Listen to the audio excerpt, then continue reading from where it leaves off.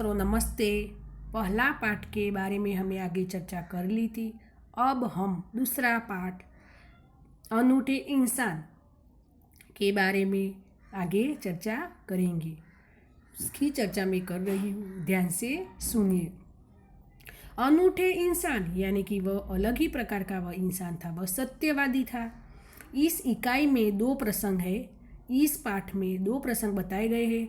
उसमें प्रथम प्रसंग फ्रांस के महान शासक नेपोलियन बोनापार्ट वह बचपन पर आधारित है, जो हमें सत्य एवं प्रामाणिकता की राह पर चलने की प्रेरणा देता है। वह सत्य ही बोलना चाहिए। वह सत्य बोलने की और प्रामाणिकता की राह पर चलना कहता है। वह सत्यवादी था। नेपोलियन बोनापार्ट सत्यवादी था। बचपन में उसको एक घटना बनी थी, पर सच्चाई का डटकर सामना करने का गुण उसमें बचपन से ही था। वह झूठ बोलकर अपनी गलती नहीं छिपाना चाहता। आपके ही कोई गलती हुए तो गलती को नहीं छुपाना, सच्चाई के रास्ते पर चलना। कोई भी गलती हुए तो वह गलती का सच आपकी माता को कह देना। वह उसको जो घटना हुई थी वह उसकी माता को उसने सत्य ही घटना कह दी। जबकि दूसरा प्रसंग भी उसमें जुड़ा हुआ है। उसमें दूसरे प्रसंग में केरल की देशभक्ति लड़की कौमुदी के सच्चे दान का निरूपण भी किया गया है। उसमें सच्चे दान का निरूपण भी किया गया है। ऐसा था नेपोलियन की बात उसमें बहुत अच्छी तरह से की गई है। नेपोलियन जब छोटा लड़का था तभी से वह सत्यवादी था। नेपोलियन जब छोटा था, छोटी उम्र से वह सत्यवादी थी। वह सत्य बोलना, हमेशा ही वह सत्य ही बोलता था। तभी से वह सत्यवादी था। एक दिन वह अपनी बहन इलाइजा के साथ आँख मिचौनी खेल रहा था। आँख मिचौनी यानी कि लुक्का सिपी का खेल, संता कुकड़ी। छोटे लड़के हो गए वह संता कुकड़ी खेलते हैं। इस वह खेल रहा था। इला छिपी थी और नेपोलियन उसे ढूंढने के लिए इधर उधर दौड़ रहा था। जब उसकी बहन इलाइजा थी वह छिपी थी, तब उसको वह ढूंढने के लिए लुक्का छुपी का खेल, संता कुकड़ी का खेल रहेगा तो ढूंढने की जरूरत पड़े, तो वह इधर उधर दौड़ रहा था। अचानक वह एक लड़की से जा टकराया। वह लुक्का छिपी का खेल में वह एक लड़की आती थी, उसको वह टकराया। लड़की अमरूद बेचने के लिए जा रही थी। नेपोलियन को टकराने से उसकी टोकरी नीचे गिर पड़ी।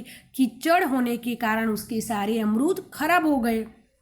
वह नेपोलियन लुक्का छिपी में वह दौड़ रहा था ना, तो वह एक टोकरी वाली लड़की के पास टकराया और उसमें अमरूद यानी कि जामफल, सब टोकरी में जामफल था, वह नीचे गिर गए और नीचे गिरने के कारण ही खराब हो जाता है, तो उसके सब अमरूद खराब हो गए।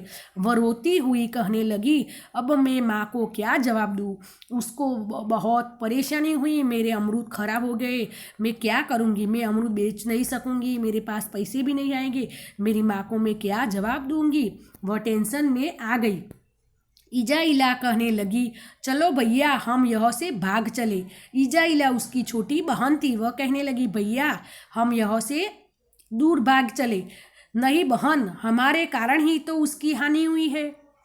उसकी बहन को वह नेपोलियन ऐसा कहता है कि हमारे कारण तो उसकी अमरूद खराब हुए हैं, टोकरी नीचे गिर पड़ी इसीलिए अमरूद खराब हुए। वह कहकर नेपोलियन ने जेब में रखे हुए 3 छोटे सिक्के इस लड़की को देकर कहा। उसके पास 3 छोटे सिक्के थे, जेब यानी कि उसके खिस्से में, तो उसने वह लड़की को दे दिया। बहन ये मेरे पास ये 3 सिक्के हैं, तुम उन्हें ले लो। वह क्या कहता है, मेरे पास 3 ही सिक्के हैं तो मैं तुझे देता हूँ, तुम ले लो। इन 3 सिक्के से क्या होगा, मेरी माँ तो मुझे बहुत मारेंगी। वह लड़की क्या कहती है, इन 3 सिक्के से तो मेरे अमरूद का खर्चा नहीं पूरा होगा, तो मुझे मेरी माता घर पे जाऊंगी तो बहुत मारेंगी। लड़की ने कहा, अच्छा तो तुम हमारे साथ घर चलो, हम तुम्हें अपनी माँ से पैसे दिलवाओगे। वह नेपोलियन कहने लगा कि 3 सिक्कों में से तुम्हारा खर्च, वह अमरूद खराब हुआ इसका खर्चा पूरा नहीं होगा, तो तुम हमारे घर चलो, मैं मेरी माँ के पास से पैसा दिलवाऊंगा। चित्र में दिखाई दे रहा है ना, उसकी टोकरी में से सब अमरूद नीचे गिर पड़े, खराब हुए हैं। वह इलाइजा है, वह नेपोलियन है, वह टोकरी जामफर बेचने वाली स्त्री है। वह रड़ती है तो नेपोलियन उसके कहता है। अब हम आगे देखेंगे। इस पर इलाइजा ने नेपोलियन से कहा, भैया उसे घर से ले चलोगे तो माँ नाराज होगी। उसकी बहन, छोटी बहन थी ना इलाइजा, वो तो उसको मना करती है, भैया घर चलोगे तो माँ नाराज होंगी, घर नहीं ले जाना। लेकिन नेपोलियन नहीं माना। इस चित्र में नेपोलियन का फोटा बहुत अच्छा दिखाई दे रहा है, वह नेपोलियन है। नेपोलियन नहीं माना, वह उसकी लड़की को अपने साथ घर ले गया। माँ को घटना की जानकारी देकर वह बोला, माँ आप मुझे तो जेब खर्च देती है, उसमें से यह इस लड़की को पैसे दीजिए।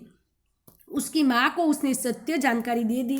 हम दोनों लुक्का छिपी के खेल खेल रहे थे, संता कुकड़ी का खेल खेल रहे थे।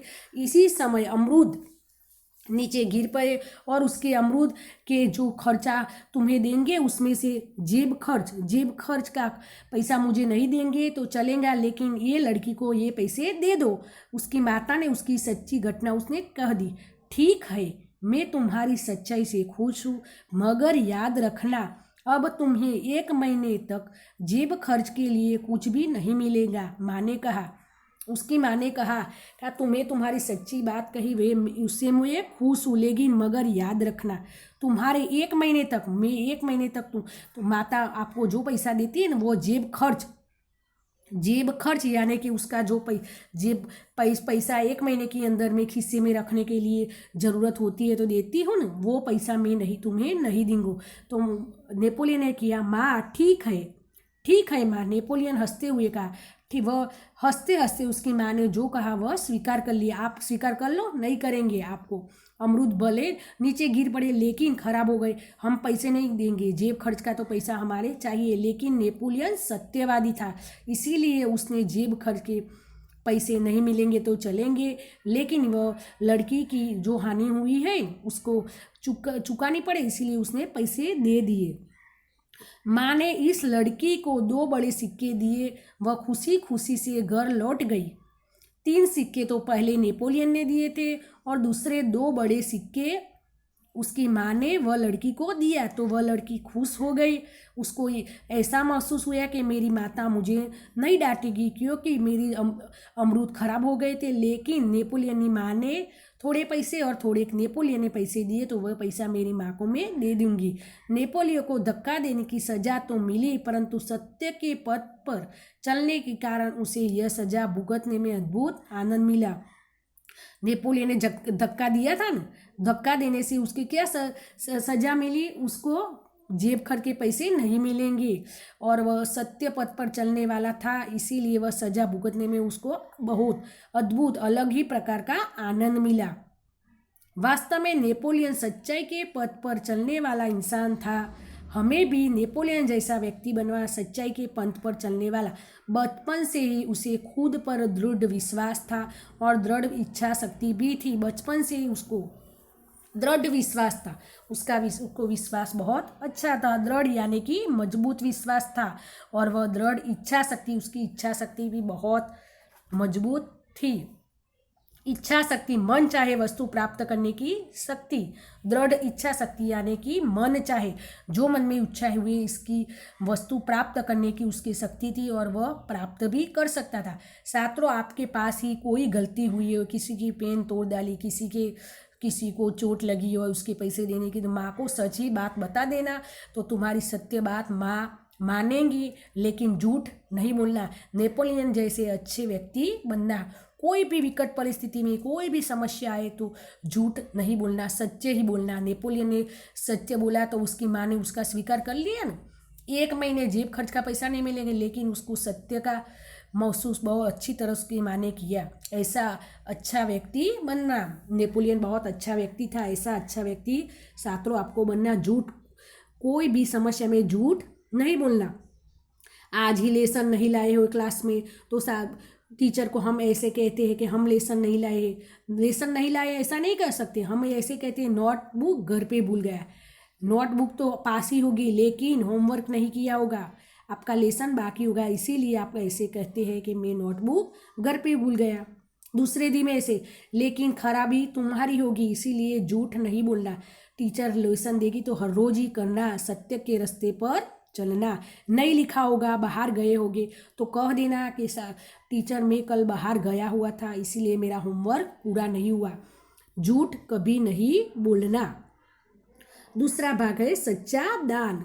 सच्चा दान में क्या बताया है? सच्चा दान में अपने देश को, आपके देश को सब प्रेम ही करते होंगे ना, वह अपने देश की आज़ादी और उसके सम्मान के लिए 10 देशभक्ति के लोग अपना सर्वस्व देने के लिए तैयार हो जाते हैं। वह महात्मा गांधी उपस्थित है। वह सब स्त्रियों को त्याग करने की बातें करते हैं। क्या त्याग करने? उसके गहने, और गहने त्याग करने के बाद वह लड़की ने तो बहुत अच्छा बताया है कि वह त्याग करने वाली एक लड़की के बारे में बहुत अच्छा बताया है। वह सब गहने भी दिखाई दे रहे, सब गहने वो वापस नीलामी करते, वह गहने देते हैं। उसमें एक लड़की का त्याग करने की बात बहुत अच्छी तरह से इस दूसरे भाग में बताई है। सुनिए, मैं उसकी जानकारी देती हूँ। मालबार केरल की बात है। मालबार नाम का एक गांव है, उसकी वह बात है। वह बड़गरा नाम के एक गांव में सभा का आयोजन किया था। बड़गरा नाम का एक गांव था, उसमें सभा का आयोजन किया था। गांधी जी ने अपने भाषण में उपस्थित सभी बहनों को जेवरों की भीख मांगी।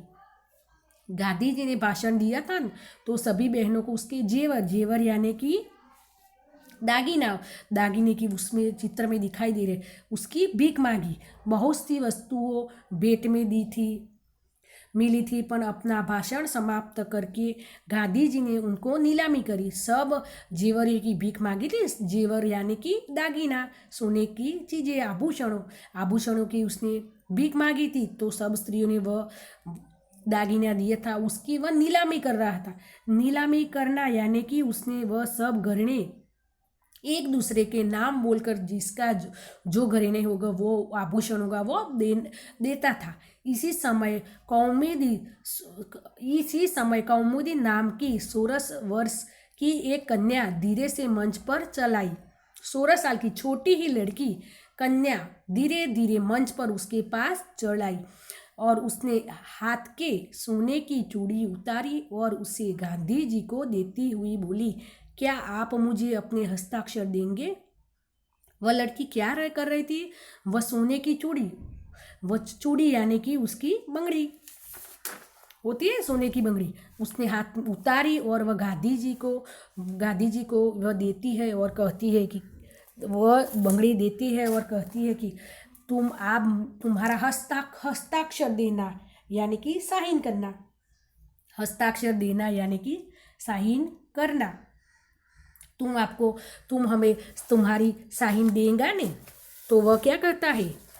वो अपनी बंगड़ी उतार कर ही कहती है कि आपको साइन देना, लेकिन वह क्या कहता है? हस्ताक्षर यानी कि दस्तक, उसको हम साइन भी कह सकते हैं। तो गांधी जी भी हस्ताक्षर कर रहे थे, उसने दूसरों हाथ की चूड़ी भी उतार दी।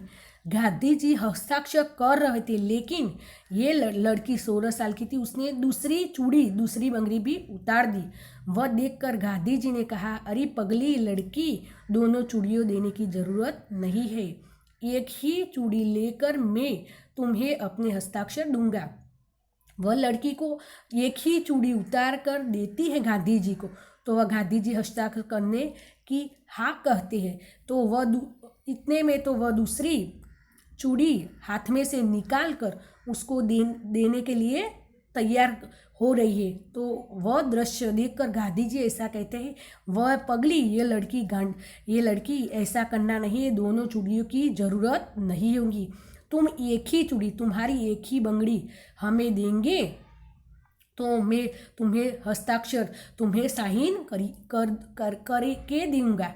लेकिन यह लड़की को 2 चूड़ियों देने की लगी है, ऐसा करने लगी है। वह देश के प्रति बहुत उसको लागणी है।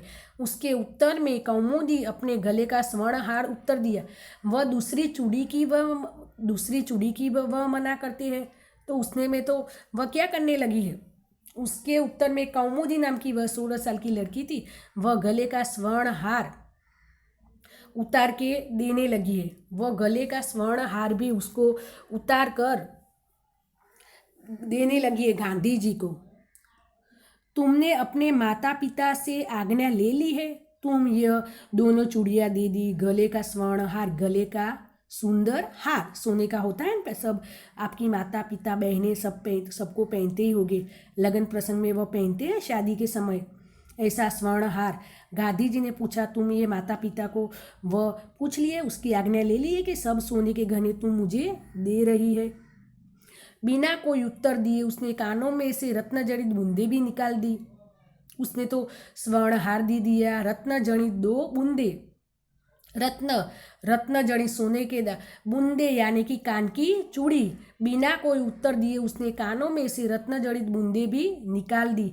गांधी जी ने पूछा, तुमने इन आभूषणों देने के लिए अपने माता पिता से आज्ञा ली है? उसने तो 2 चूड़ी उतार दी, गले का स्वर्ण हार, गड़ा में पहनने के लिए सोने का हार आता है ना सब, वह उसने सोने का हार भी उसको दे दिया। बूंदे यानी कि रत्न ये सोने के दागिने में, सोने की दागिने में बुट्टी आती है ना, वह बुट्टी भी बहुत अच्छे नंग से मढ़ी हुई बुट्टी भी उसने निकाल कर देने लगी।